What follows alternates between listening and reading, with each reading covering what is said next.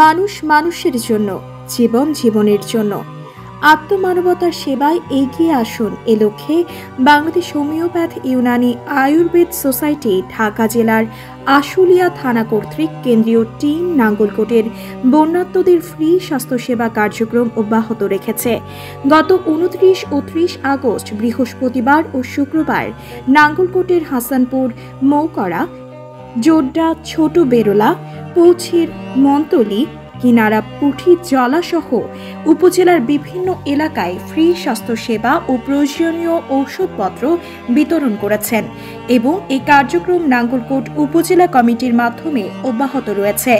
এ সময় কেন্দ্রীয় কমিটির চেয়ারম্যান ডাক্তার হাকিম হারুন রশিদ, বাগমারা বিশ্ব বেলায়েত দরবার শরীফের পীর নজির আহমেদ, আশুলিয়া থানার সভাপতি হাকিম কবিরাজ ফিরোজ আহমদ, সাধারণ সম্পাদক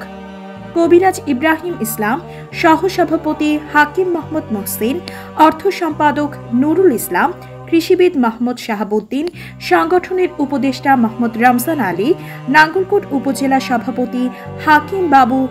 নাঙ্গলকোট উপজেলা সভাপতি হাকিম আবু বক্কর সিদ্দিক, সহসভাপতি হাকিম শামসুদ্দিন, সাধারণ সম্পাদক নাঙ্গলকোট জাহিরি দাওয়াখানার হাকিম মাহমুদ জামাল উদ্দিন, সহসভাপতি কবিরাজ আবুল কালাম, নাঙ্গলকোট উপজেলা বাংলাদেশ জামাত ইসলামী নাঙ্গলকোট উপজেলার আমির মাওলানা জামাল উদ্দিন, নাঙ্গলকোট পৌরসভার 4 নং ওয়ার্ডের জামাত ইসলামের সভাপতি, নাঙ্গলকোট সরকারি কলেজের লাইব্রেরিয়ান এটিএম জিয়াউল হক, হাকিম জালাল কবির, হাকিম জাফর আহমেদ সহ এ সময় স্থানীয় আলিম সমাজ, ছাত্র জনতা,